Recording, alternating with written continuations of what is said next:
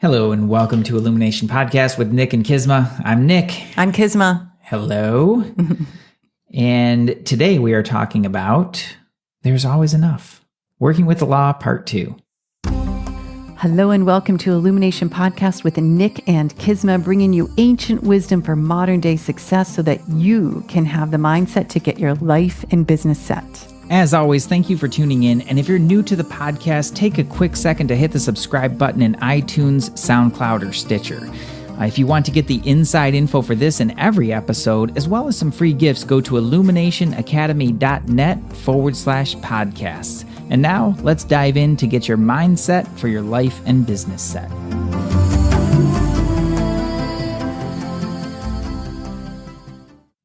How's it going, Kisma? Hello. Everything is awesome. There's always enough. Never have to worry. You're geeking out. This is the best stuff ever. You're so in your zone. I know. I love this. I know you do. I love talking about the universal laws. I love talking about intuition, spirituality, energy, just like... Why do you love it so much? Because I think the world wants us to not believe, and we got to get over that. Tell us about little child Kisma. Were you like a little Kismatron, like as a little girl, just like running around thinking cosmic thoughts? Well, yes. I'd go play in the forest, and then I would do weird stuff with my hands. It's very similar to what I do now when I heal. I would just sort of I was getting rid of bad things is what I would tell my mom. She probably thought I was compulsive. She's like, what do you do? I was like, I'm just getting rid of bad things.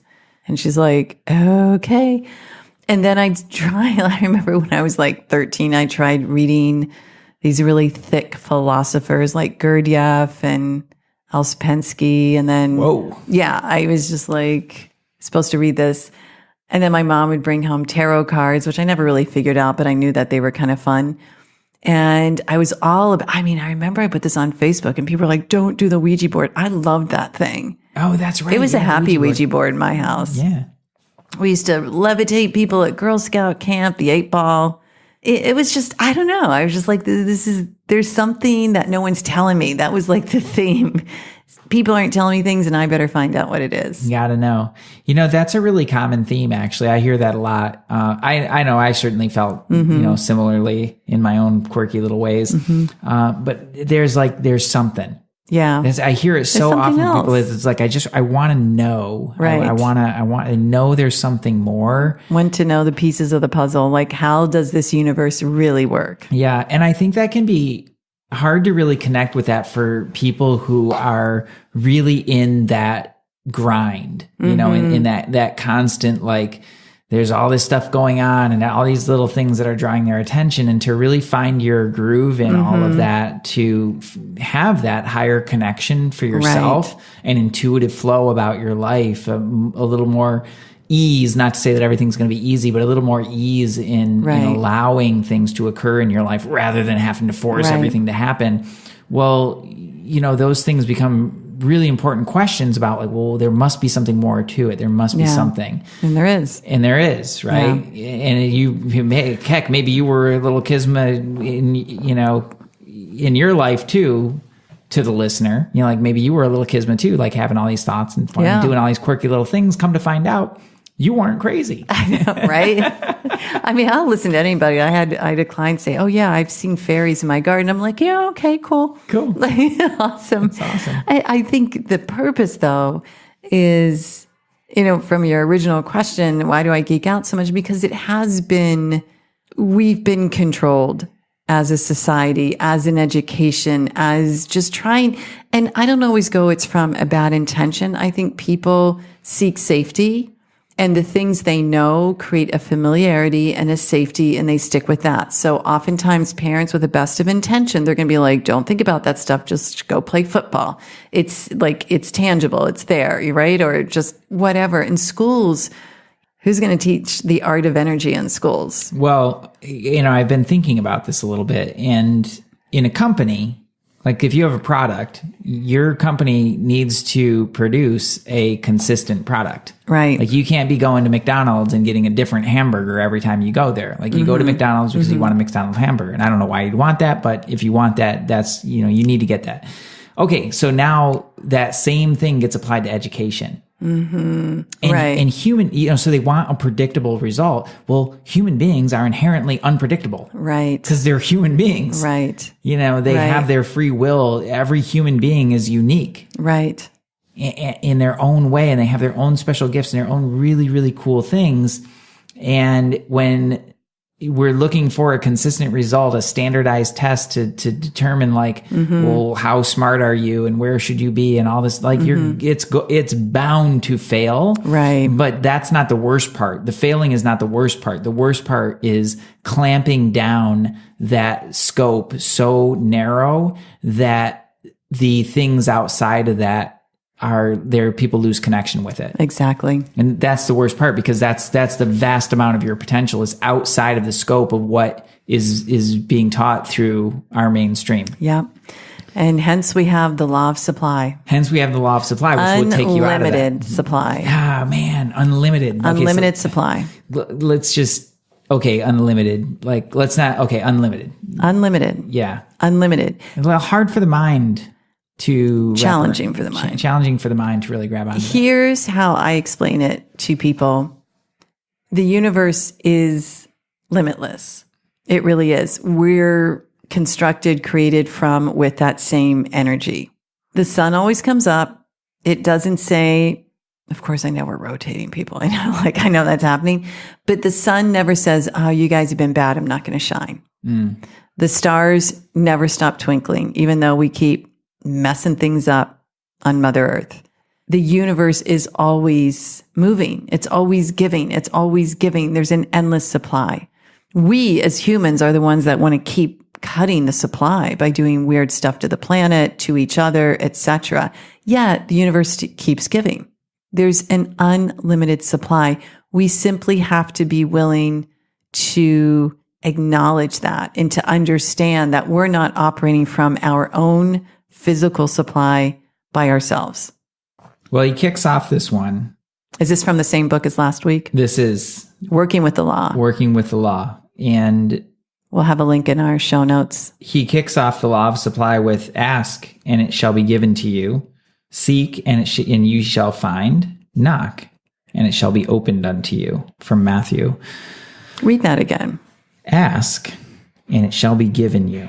Seek and ye shall find. Knock, and it shall be opened unto you. And again, so all of these laws, you get one, you get them all. Because last week we talked about mind action. If you haven't listened to it, go back. But it's the same thing. Like when you think about asking, it's a whole different result. Yeah. Most people forget to even ask for help. Ask for help or ask for what they desire. What they desire, Or seek it out. Oh, there's also kinds of funny things around that. Yeah, the thoughts just go into I don't have it instead of going and seeking it. Right. I don't have. And it reminds me also of the quote by Voltaire that says, "Judge a man not by the answers he gives, but by the questions he asks." So good. And that to me is like really tapping into the law of supply in a certain way, because you're going to get what you're seeking. You'll get there, and if you're asking better questions, deeper questions, more fulfilling questions, you'll find more fulfillment in your life. If you're asking shallow questions, if you're focused on the wrong things and asking all the wrong questions, well, you're going to get all the wrong things in your life. Right.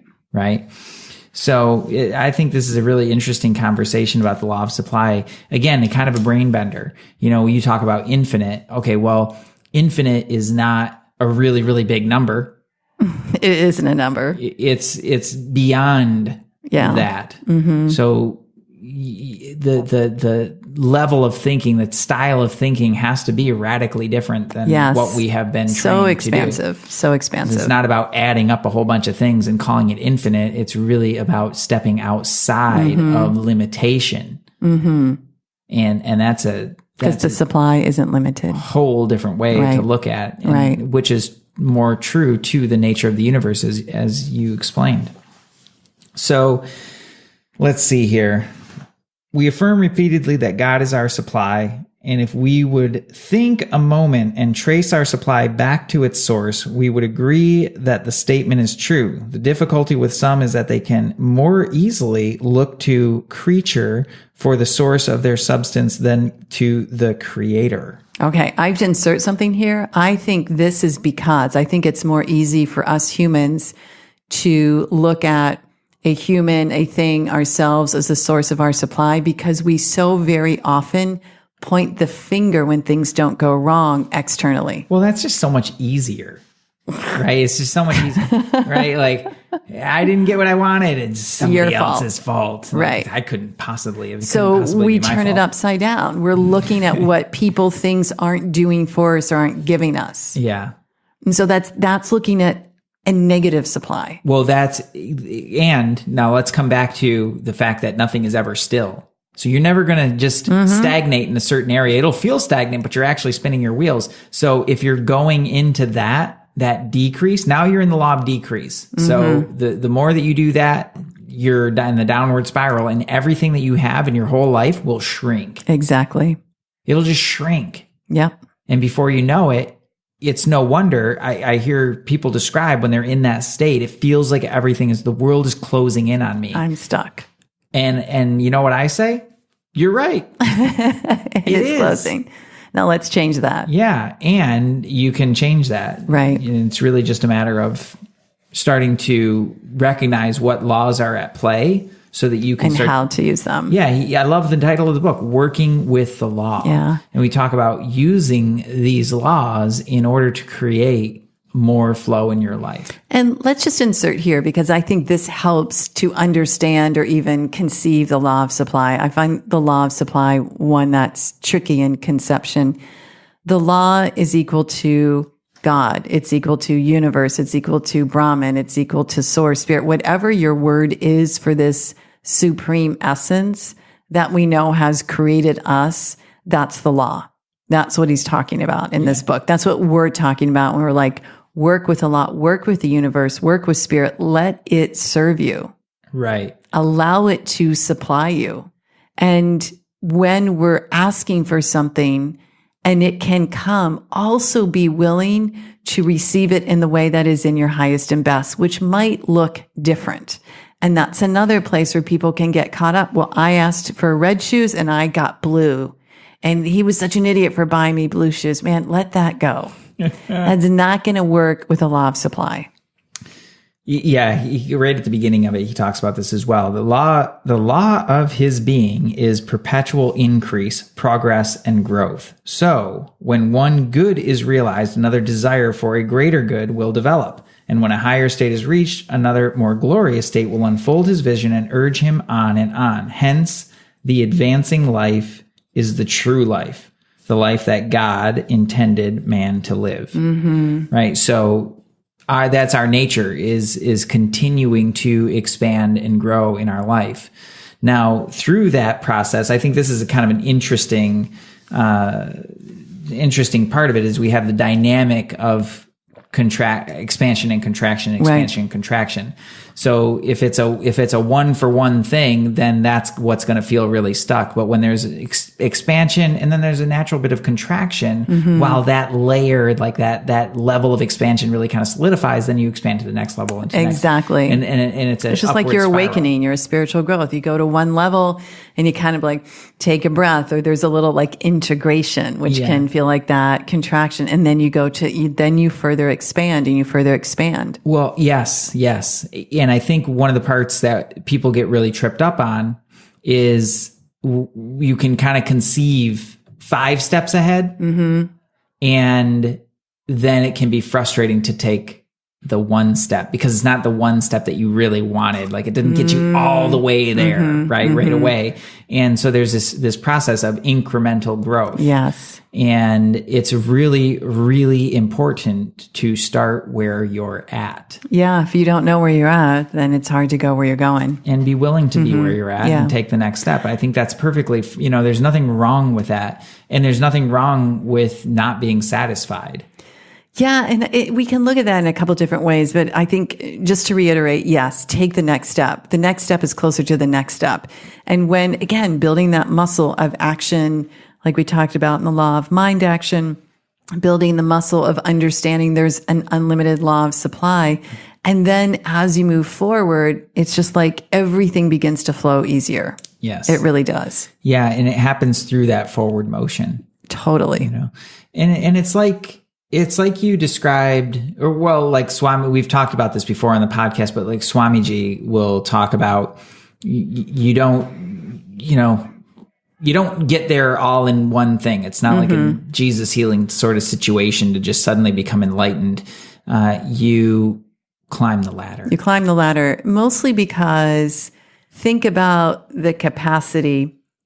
If you were going to change the oil in your car, you wouldn't take the clean oil and just pour it all over the dirty. It would not suffice. So we take out the dirty oil and we put in the clean. It's like desires. We're going to drop those lower desires and have higher desires towards a greater good. Yeah. We're going to get rid of congestion or blocks or beliefs, limiting beliefs, so that in our being, in our mind, in our field, we can put the higher frequency vibe. Right. Right. Very important. Very important. And that's the climbing of the ladder. You actually can't grab onto the higher one until you let go of the lower one. And you can't get to the higher one if you're still holding on to the lower one. Exactly. So it has to be just like climbing a ladder. And that's really the way forward. Yeah. Right. So I want to give a little, maybe this exercise will help our listeners, because this is a big law. I mean, they're all big laws. And like I said, you get one, you get them all. One way to start to work with this is just like we talked about in the law of mind action, start it with one thing, apply it to one area. So if you're feeling stuck, if you're feeling like there's an area of your life that isn't working, like no matter what you do, you're going to really dive into that and begin to create some quiet time. You can do some journaling of just writing out all the negative thoughts, get it out so you can create some head space, some mind space. And then you're going to sit quietly, connect to your higher self, and ask some questions. Just ask for help. And if you don't hear anything right away, that's okay. The next day you're going to sit and you're going to ask for help. Now here's what's going to happen. You might not hear right away, but I guarantee if you pay attention throughout the day to the law of supply, you're going to see something show up that maybe you didn't expect. Maybe you think you didn't ask for. You're going to see help show up in ways, and you've got to pay attention to how it shows up. Yeah. Be super receptive. Be super receptive. Yeah. That's good. It's a great exercise. It becomes fun. It's sort of like, that whole like be open or seek miracles. Well, be open and seek the law of supply. See where it really is showing up in your life, because again, when you pay attention to it, you get more of it. When you're paying attention to where the supply is supposedly getting cut off, that's you cutting it off. That's our mind that gets in the way.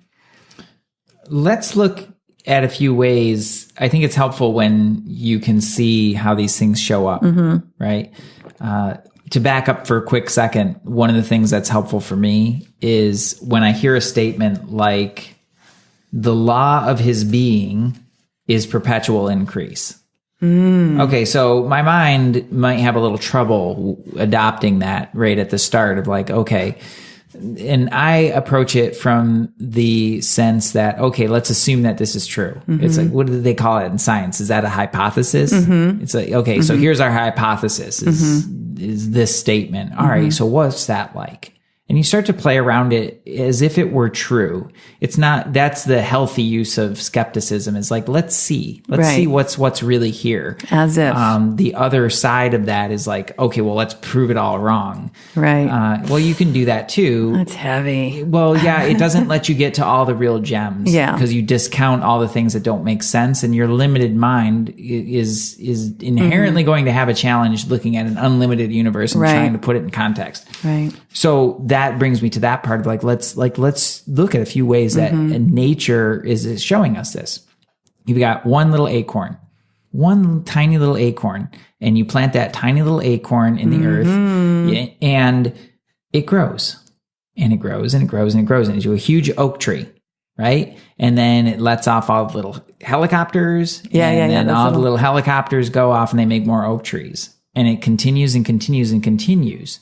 Now, if you stretch that out over a long period of time, your mind might say, okay, well, there's all these oak trees. They're just going to take over the whole planet, right?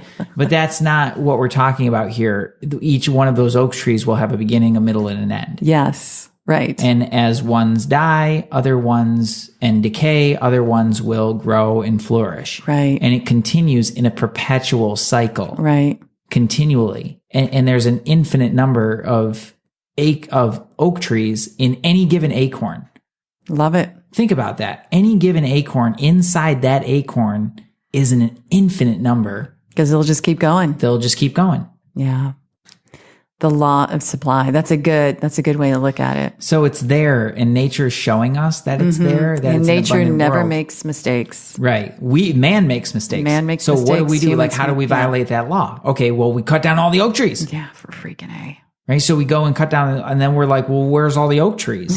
Well, you cut them down. Like, you're writing on all the oak trees right now, or whatever, you're sitting on it, like all these things. We give and take out of proportion. Yeah. So what we take, we're not putting back properly. And the reason many people take is they have a fear of not enough. Right. Really, this whole law of supply is the law of prosperity, because Yes. the reverse of it is the law of lack or poverty consciousness. There's not enough. Right. And when we have that not enough, it makes us overspend. It makes us eat too much. It makes us just do a lot of stuff because we're in hoarding mode and operating from anxiety and fear. Pivot that to the law of supply. Begin to focus on one area of your life where you're going to see more. You're going to ask for help. You're going to see more. Yes. Yeah. And continue to Fertilize it. and fertilize Right. it. That's another part of it, right? If you put that acorn, like, let's say you plant your little seed and you just plant it in some mediocre soil and it's not a lot of rain and the environment's not set up for that, well, it's going to die. Like, it's never going. It needs to be fertilized. It needs to be some watered. love. Like, you have to do, you have to make sure that it has. If the earth is not providing naturally all of the elements that it needs, then it might need a little helping hand. Right. And that's how we cultivate amazing things in our lives. And that's how we've innovated such amazing things. Like, our freaking iPhone is so cool, like in Wi-Fi. Like, Do you know Tesla came up with that? I was reading this last night. Tesla had the idea of the smartphone. It started with stocks and trading, and he had this idea of, like, we would hold and we know he's a paralleler, like he was of the future, clearly, but he would hold this in his hand, and he either said to Edison or somebody, like, we'll be able to communicate the different stocks and the trades. Like, he was the one. And I always wondered, did Steve Jobs read about that, or did he just download it? Anyways, yeah. So thank you, Nicola. But who would have thought? Okay, so you take this handy little thing. Tesla would have. Okay, aside from Tesla, but what normal person would have thought? And at a certain point, it's people, if you were to tell people at that stage, I'm sure that they said, number one, that's crazy. And two, like, who would want that?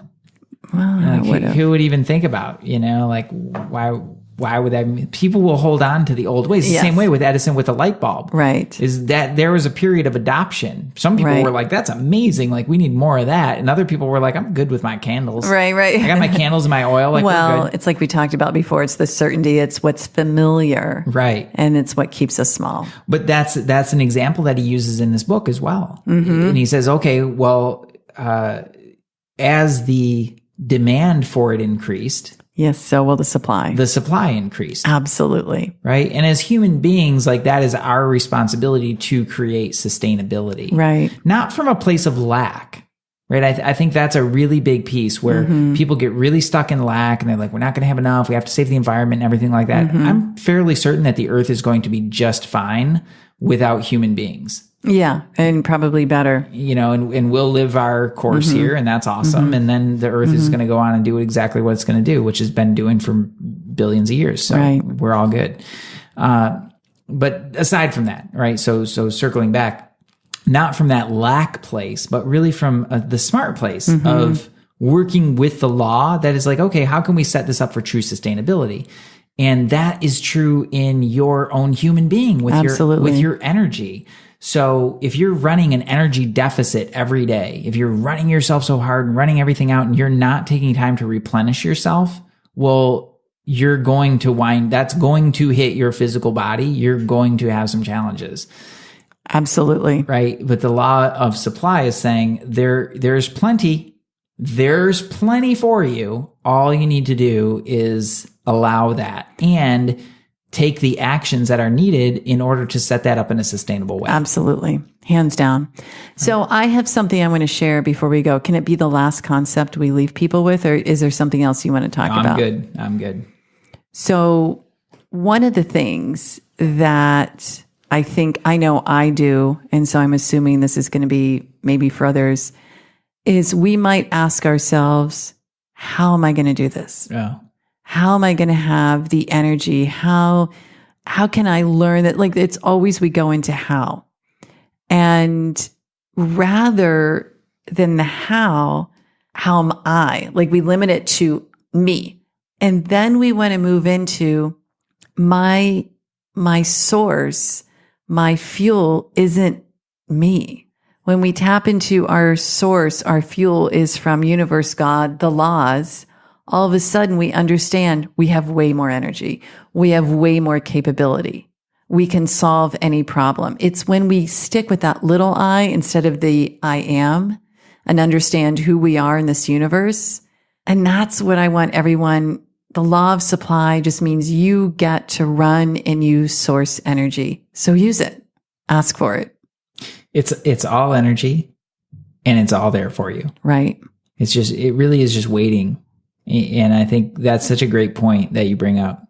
It's not just us. We have a supply. Yeah. We just often forget it's there. Yeah. Yeah. You think that it all has to come from you. That's funny. Yeah. Right. That's funny. That's actually a belief that's filtered its way into the healing community. And that's why so many healers wind up drained or really tired. Limited. Yeah. Using their own energy. Yeah. No. Limited in the amount. That especially in healing. Yeah. I mean, nothing originated here, right? The concepts, the ideas, everything's in universal intelligence space. We have access to that. Right. We're just trying to decode exactly what's there. So that's why it really pays to keep it really simple. Exactly. Because it's an infinitely complex universe.